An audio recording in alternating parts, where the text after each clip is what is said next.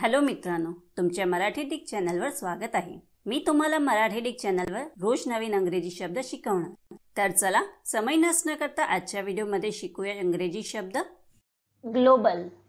ग्लोबलचा मराठीत अर्थ जागतिक, सर्वंकष, समग्र किंवा सर्वसमावेशक होत आहे।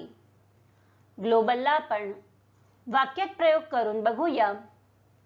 पहिला वाक्य आहे, technology has turned the world into a global village। दूसरा वाक्य आहे, environmental protection has been a global problem।